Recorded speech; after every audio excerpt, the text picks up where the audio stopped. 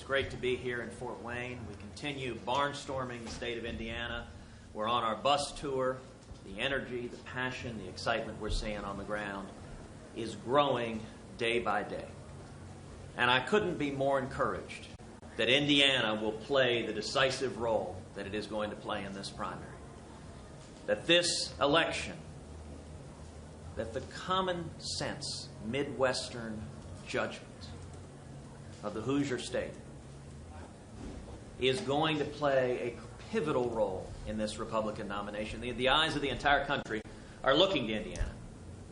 And Indiana has the opportunity to make a decision not just for the Republican Party, but for the country. Do we want to go down the road of nominating a campaign based on yelling and screaming and cursing and insults? Or do we want to unite behind a positive, optimistic, forward-looking, conservative campaign based on solid policy solutions to the real problems facing this country, based on bringing jobs back to America, bringing manufacturing jobs back to Indiana, raising wages for the working men and women of this country? Yesterday, we made a major announcement that if I am the Republican nominee, my vice presidential nominee will be Carly Fiorina. The reaction has been tremendously positive to that announcement. Carly is a remarkable leader, an incredibly successful business leader who started as a secretary and climbed the corporate ladder to become the CEO of the largest technology company in the world, the first female CEO of a Fortune 20 company in history. Carly has spent her whole life shattering glass ceilings. And in naming a vice presidential nominee, that may well be the most solemn and serious decision any presidential candidate has. You look for someone who is prepared to do the job from day one. The most important job of a vice president is, if the president is incapacitated, to be prepared to step in and lead the country, to be prepared to deal with the challenges facing America, the economic challenges, bringing jobs back to America. You want to nominate someone who has the knowledge, both of our domestic economy and of the world, to do the job. Someone who has the judgment. Someone who is measured and careful, not hot-headed, not rash, not popping off at whatever the latest Twitter storm is, but instead who is a serious leader we can trust to be commander-in-chief and keep this country safe. And you want someone with character. You want someone who is honest and trustworthy, who can be counted on to fulfill the promises made to the American people. All of us are furious with politicians who say anything, who play a role, who play a part, who pretend on the campaign trail and then go to Washington and they become part of that same corrupt Washington system that enriches big business, enriches Wall Street, and leaves the working men and women of Indiana out in the cold.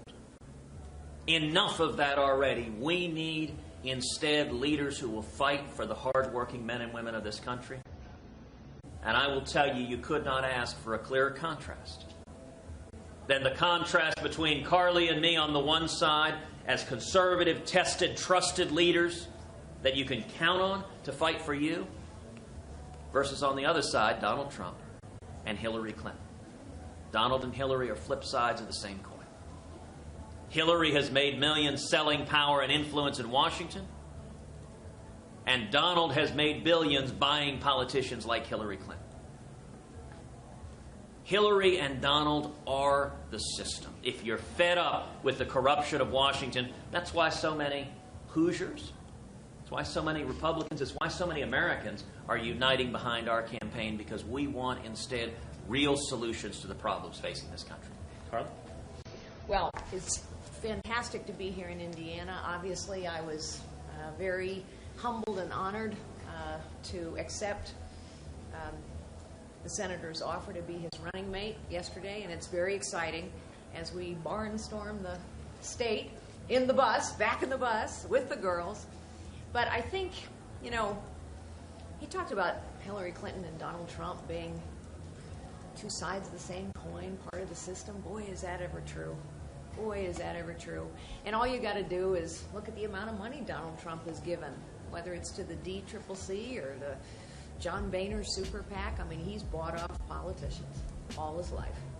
And that system, that corrupt system of insiders and double dealing and crony capitalism is why the people of America, the vast majority of the American people, 80% of us, have now concluded the federal government is incompetent and corrupt. It is. And that we have an insider system that works for some. It works for people like Donald Trump. He's big and powerful and wealthy and well-connected. But it doesn't work for most of us. And so what you have here is a fearless fighter who, as a conservative, understands that the thing that ails us is too much money and too much power concentrated in the hands of too few. And we need to put money and power back where it belongs, in citizens' hands, in communities' hands, and in the states.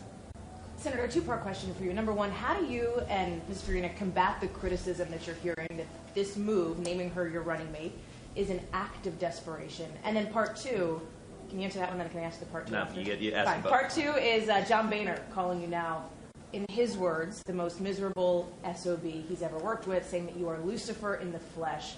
And I'm wondering how you square that with the necessity to pull together some of those establishment Republicans who are going to get the nomination. Reaction to that? Well, let's start with the first point. It surprises precisely nobody that Donald Trump's response to my announcing Carly was to engage in insults. Listen, Donald does one of four things. He yells, he screams, he curses, or he insults. I suppose you could start a drinking game on which one of the four Donald is going to respond to any given stimulus that might occur. But the one he does most frequently is he insults. He insults everybody and anybody he encounters. So, of course, he would scream desperate. That is Donald Trump. It's the only way he knows how to operate. Yesterday, when we made the announcement, I gave the reasons why we made the announcement early. It is certainly unusual to make a vice presidential announcement early before the convention. But this is, if anything, an unusual presidential cycle. And as I explained yesterday, the reason for making the announcement was several-fold. Number one, to unite the party. Our party is fractured right now. If we remain fractured, we will lose. Donald Trump keeps trying to divide the party, to tear us into bits. If we are fractured, we lose. If we unite, we're going to win the nomination, but even more importantly, we're going to win the general election and beat Hillary Clinton. I think Carly is a powerful leader to help unite this party and bring us all together. But secondly, I think it's important for the people of Indiana, for the American people, to know exactly what you're going to get and to give a clear choice. Donald Trump and Hillary Clinton are virtually indistinguishable on policy issues across the field. Donald Trump and Hillary Clinton both have come out in support of raising taxes. I think the people of Indiana pay too much in taxes already. As president, I'm going to cut your taxes. We're going to adopt a simple flat tax and abolish the IRS. Donald Trump and Hillary Clinton both support the individual mandate in Obamacare. I think Obamacare is the biggest job killer in America, and as president, I'm going to repeal every word of Obamacare. And by the way, if you're concerned about jobs and economic growth, raising taxes and keeping the Obamacare individual mandate, as Hillary Clinton and Donald Trump want to do, will kill small businesses and drive jobs overseas. Donald Trump and Hillary Clinton both support allowing illegal immigrants to become U.S. citizens. Donald would fly them home to their home countries first, then let them come back as U.S. citizens. As president, I will stop amnesty and secure the borders and end sanctuary cities. Donald Trump and Hillary Clinton on foreign policy both think we should be neutral between Israel and the Palestinians. As president, I will not be neutral. We'll stand unapologetically with the nation of Israel. Donald Trump and Hillary Clinton both think we should keep this Iranian nuclear deal. Indeed, Donald gave a speech yesterday saying we have to keep the deal, we have to keep our word. Well, that's what Hillary Clinton says, too. That's what big government liberals say. That's what people who do not understand the nature of Ayatollah Khamenei and radical Islamic terrorism say. As president, I'll rip to shreds this catastrophic Iranian nuclear deal. And let me say, if the Republican Party allows the choice in November to be a choice between two New York big government liberals, we will have failed the American people. We will have failed the American people badly because both Donald Trump and Hillary Clinton are Washington insiders. Indeed, Donald Trump's entire campaign, like Hillary Clinton's, is run by Washington lobbyists. Donald's lobbyist campaign manager just last week told the top officials at the RNC that Donald was simply, quote, playing a role, playing a part, that he doesn't mean anything that he's saying, that this is all fake, that he's a phony. Now, we know Hillary Clinton's a phony. I suppose I'll give Donald's lobbyist campaign manager credit for candor. Normally, people don't admit they're a phony till after the election. Donald is telling us he's lying to us. And so this announcement gives a clear contrast. You could not ask for a clearer contrast than the contrast between Carly and me on one side and Donald and Hillary on the other. And I think the people of Indiana want a positive, optimistic, conservative message going forward, a clear contrast. Donald and Hillary believe in more government as the solution to every problem.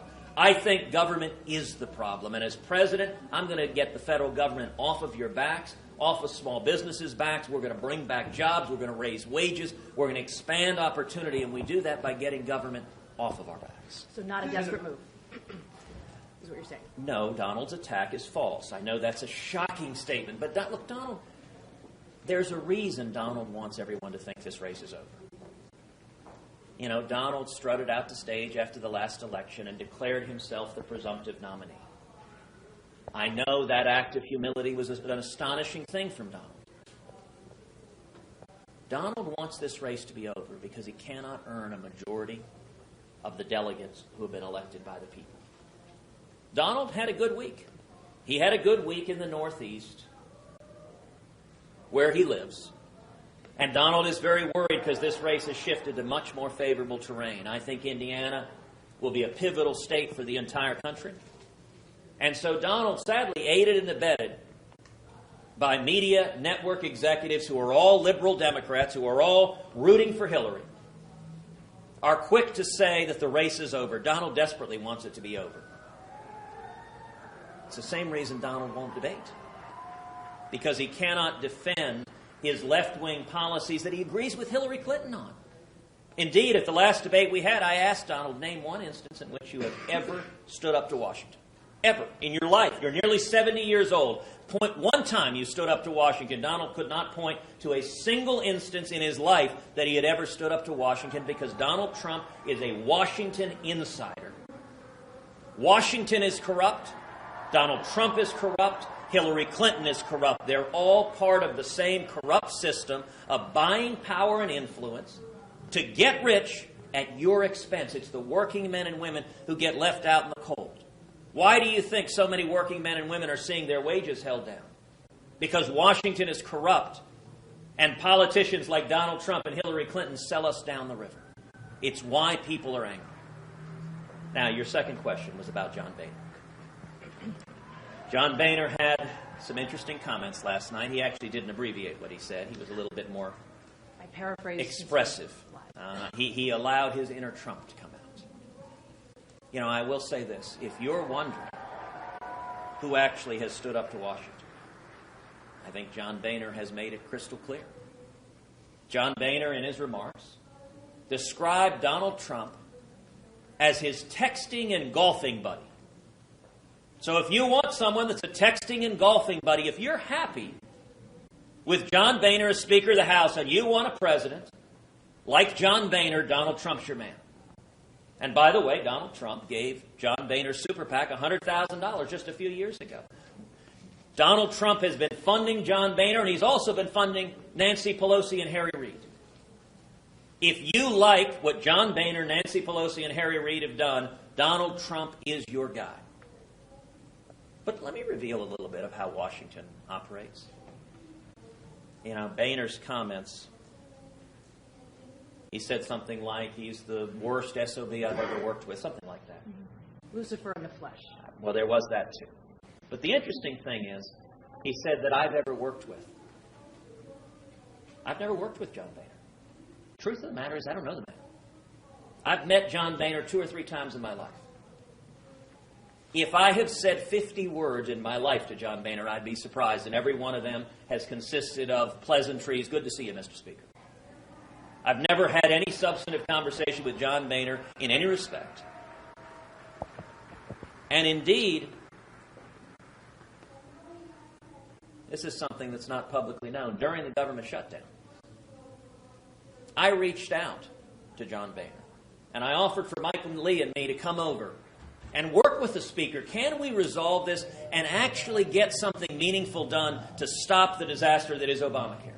John Boehner's response was, I have no interest in talking to you. What possibly could be accomplished by having a conversation? No, I will not meet. So when he says that I'm the worst guy he's ever worked with, he's never worked with me. The thing to understand about Washington, actually Boehner's comments reveal everything that is wrong and corrupt with Washington, everything that you're angry with. When John Boehner calls me Lucifer, he's not directing that at me. He's directing that at you. What Boehner is angry with me for is not anything I've ever said to him. I haven't said much of anything to him. What Boehner is angry with me for is standing with the American people, is energizing and encouraging House conservatives to stand with the American people and actually honor the commitments we've made. What Boehner is angry with is that conservatives said, if we promise to repeal Obamacare, let's actually stand up and fight Obamacare. What Boehner is angry with is that we said, if we promise to stop amnesty, let's actually honor our promises and stop amnesty. What Boehner is angry with is we said, if we promise to stop the debt that is bankrupting our kids and grandkids, let's actually do something meaningful to honor those commitments. If we promise to keep this country safe, let's do something real to stop President Obama's misguided plan to bring tens of thousands of Syrian Muslim refugees into this country who may well be infiltrated with ISIS terrorists. What Boehner is angry with is the American people holding him accountable. That's what the anger is, because the corrupt system that Boehner and Hillary have been enmeshed with for years, funded by Donald Trump. Donald's writing checks to Boehner, he's writing checks to Hillary. He's funding the corrupt system. It is unaccountable to the people. And what made John Boehner mad is that I led a movement of the people to hold Washington accountable. Donald Trump is playing a part, playing a role, to use the words of his lobbyist campaign manager, pretending to be an outsider. Donald Trump is the ultimate Washington insider. He is a lobbyist who's gotten rich exploiting government power to hammer the little guy, to hammer the working men and women. Donald Trump pretends to be tough on immigration. He is the only candidate in this race who has had a $1 million court judgment against him for hiring illegal aliens. He pretends to be tough on illegal immigration. He's the only candidate in this race who right now hires hundreds of foreign workers at this swanky Florida hotel because he won't hire American workers. He says Americans aren't willing to work as waiters and waitresses. He's abusing the system right now to take advantage of American workers while pretending to be siding with American workers. And Donald Trump told the New York Times editorial board that everything he said on immigration is a lie, that he doesn't believe it, he's not going to build a wall, he's not going to actually deport anybody. Now, all of that's on tape. The New York Times has it. They can release it. Donald won't let them. They've said they need Donald's permission to release it. If Donald didn't say this, he should want the tape released, if it would exonerate it, but it wouldn't. He said the same thing to the New York Times that his lobbyist campaign manager said. And the impact of that, we're tired of politicians who don't tell us the truth. Senator, you've told voters to vote against John Kasich. John Kasich has told voters here in Indiana to vote against you. Ms. Fiorina just last night called for John Kasich to drop out. What shape is this alliance in? I recognize that the media is all eager to talk about an alliance. There is no alliance.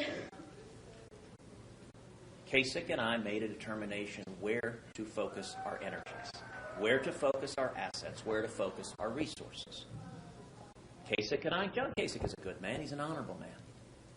We disagree on a number of policy issues, but I'll tell you where we do agree. We agree that Hillary Clinton as president would be a disaster, and we agree that nominating Donald Trump elects Hillary Clinton. That Hillary Clinton, that Donald Trump may be the only person on earth Hillary Clinton can beat. And Hillary doesn't only beat Donald, she beats Donald by double digits. So John Kasich made the decision in his own political self-interest to withdraw from Indiana and to go compete elsewhere. And that was a perfectly reasonable decision. And listen, I would make a very explicit outreach to the people in Indiana who were supporting John Kasich. If you don't want to see Hillary Clinton as the president, if you don't want to see Donald Trump as the nominee, which makes certain Hillary Clinton becomes the president, then I ask for your support, because we can only win if we unite. And my object from day one is to unite the party. It's what Carly and I are doing together. And if we unite, we will win this nomination and we'll win the general election. Donald Trump has said that Hillary Clinton is using. Donald Trump has said that the only thing Hillary Clinton has going for her is that she's a woman and that she's using a woman's star. What's your reaction to that? Oh, listen, it is not surprising that Donald Trump attacks Hillary for being a woman. Donald has a problem with strong women. This is not subtle. It's not complicated. He has a real problem with strong women. It's one of the reasons he cannot win a general election. And, you know, there's an irony to that. Because before Donald was pretending to be an outsider, when he was, to use Donald's own words, he said a couple of months ago, quote, 7 months ago, I, Donald Trump, was the establishment. That's his own words. Back when he was not pretending to be an outsider, Donald was funding Hillary Clinton. Writing check after check after check to Hillary Clinton. Donald Trump contributed twice to Hillary's presidential campaign. That means Donald Trump believed Hillary would make a good president. He wrote checks to help her become president. Donald Trump has described Hillary as one of the best secretaries of state in history. Listen, I think Hillary was a disaster as Secretary of State, that the Obama-Clinton foreign policy didn't work. So now, and you got to remember, Donald Trump gave over $100,000 to the Clinton Foundation. Remember all the scandals with the Clinton Foundation, the pay-to-play? Those pay-to-play scandals are scandals Donald Trump understands very well, because he's been part of the corruption. You know, it was striking when John Boehner was attacking me and praising Donald Trump. The other person he chose to praise was Hillary Clinton.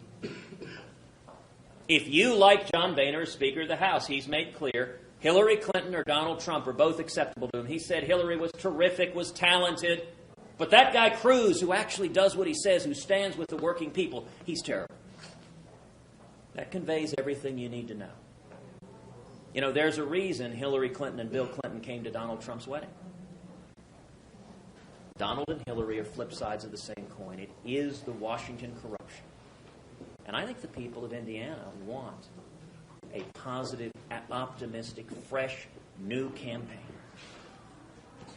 based on leaders who will do what they say and who will fight for the working men and women of this country. My top priority as president is jobs and economic growth. We will bring manufacturing jobs back to the state of Indiana. So you're withdrawn in Mexico last question. Suggested John Kasich. Talk a little bit about what you plan to do for the people in Indiana. The number one priority of Hoosiers is seeing economic growth again. You know, we look, for example, at Carrier leaving Indiana, going to Mexico. That is a manifestation of the failures of the Obama-Clinton economy. And it's a direct result of failed government policy. And actually, Carrier is a good illustration of the difference between Carly and me on one side and Donald Trump and Hillary Clinton on the other. Donald Trump and Hillary Clinton respond to something like Carrier by saying, we're going to punish Carrier. We're going to use government power to go and punish the corporation. We're going to use force. That's what Obama does as well. That's what big government liberals do. They use government power to punish anyone who responds to the policies that are driving the jobs overseas. I think that's exactly backwards. As president, I don't intend to use government power to punish American citizens, American companies, American job creators. That's not the role of government, to be a bully and punish. The reason Carrier is moving those jobs overseas is that the Obama administration has driven Carrier out of America. And this is why it is so important that we have a debate. You know, it's been 48 days since a Republican debate. 48 days, the Democrats have had a debate. They're planning a second debate. Hillary Clinton and Bernie Sanders think enough of the American people to give them a debate. I think the people of Indiana deserve a debate before Tuesday between me and Donald Trump. I've accepted 2 debates here in Indiana. Donald is unwilling to debate, and the reason is he cannot answer the question how you bring jobs back. Other than he says he wants to punish Carrier. Here's what I'm going to do. I understand that jobs come when you reduce the burdens on small businesses. You know, Ronald Reagan and before him, John F. Kennedy, both understood when you cut taxes and lift regulations, the result of that is millions and